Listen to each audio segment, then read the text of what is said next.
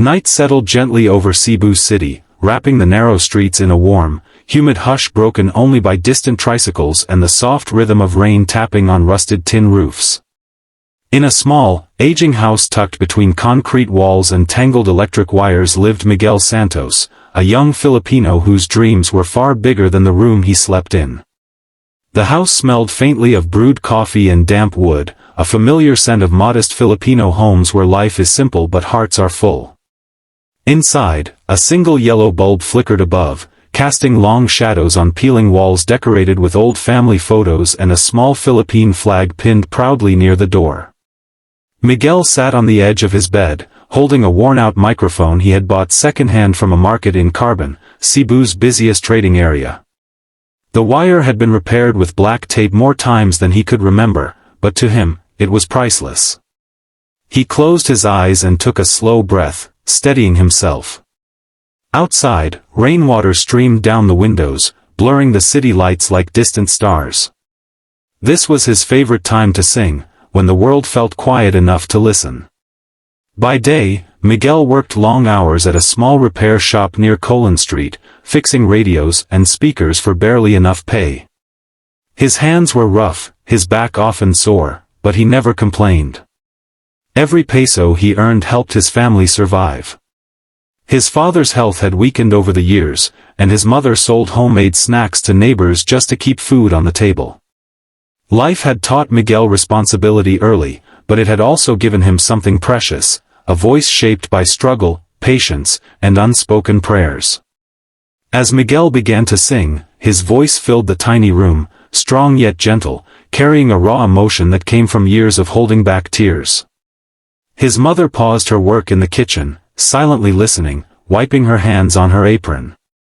His younger sister leaned against the doorframe, eyes wide, already knowing that her kuya's voice was different. It wasn't just beautiful, it felt honest. Each note carried the weight of missed opportunities, unpaid bills, and nights when hope was the only thing keeping them going.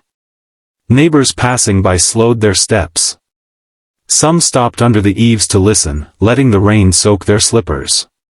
In communities like theirs, music was more than entertainment, it was comfort. Miguel sang about dreams, about longing, about believing even when the odds were cruel. His voice rose and fell like the waves of Mactan, powerful yet controlled, shaped by emotion rather than training. He had never taken formal lessons, but life itself had taught him how to sing with feeling. When the song ended, silence followed, the kind that feels heavy, meaningful. Miguel lowered the microphone, his hands trembling slightly. Doubt crept in, as it always did. Was this enough? Was his voice really meant for something more than these narrow streets? He thought about the videos he watched on borrowed internet, performances from faraway stages in America, places that felt impossibly distant from Cebu's crowded alleys. His mother finally spoke, her voice soft but firm, telling him that one day the world would hear him. Miguel smiled, though fear lingered behind his eyes. Dreams were dangerous when you were poor, they could hurt if you held them too tightly. Yet, something deep inside him refused to let go. He looked again at the small Philippine flag on the wall and felt a quiet pride. Wherever he went, he would carry his country with him, its pain, its strength, its unbreakable spirit. That night, as the rain slowly faded and the city fell asleep, Miguel lay awake staring at the ceiling, his heart racing. He didn't know how or when, but he believed that his voice would one day travel beyond Cebu, beyond the Philippines, across oceans. In that small room, under a flickering light, a Filipino dream was already alive, waiting for its moment to be heard. The moment Miguel Santos stepped onto the America's Got Talent stage, it felt as if the world suddenly grew much larger, and much quieter at the same time. The lights above were blinding, sharper than the afternoon sun back in Cebu, and for a brief second he had to blink just to steady himself. The stage floor beneath his shoes felt cold and unreal, so different from the worn tiles of his home. Beyond the glare, he could sense thousands of eyes fixed on him, waiting, judging, expecting something he wasn't sure he could give. He adjusted his grip on the microphone, feeling its weight ground him. In his chest, his heart beat fast, loud enough that he wondered if the judges could hear it.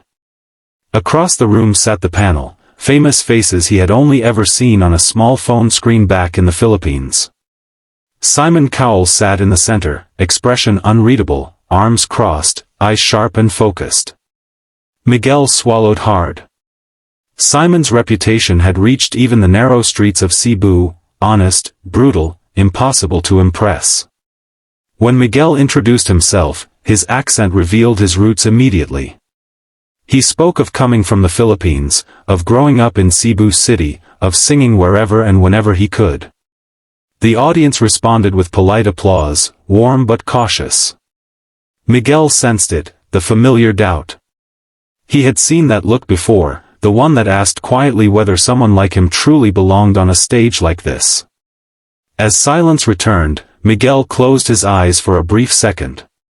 In that pause, memories flooded his mind, his mother listening from the kitchen, his sister watching from the doorway, rain on tin roofs, the flickering light in his room. He imagined them all standing behind him now. He took a deep breath and began to sing. The first note cut through the room, clear and steady. The chatter of thoughts in his head disappeared, replaced by instinct and emotion. His voice carried a warmth that surprised even him, filling the massive theater with something deeply personal. As he continued, the song grew stronger, richer, layered with longing and hope. It wasn't perfect in a technical sense, but it was real, and that truth resonated. In the audience, faces changed. People leaned forward. Some clasped their hands. A few mouths fell open in quiet disbelief.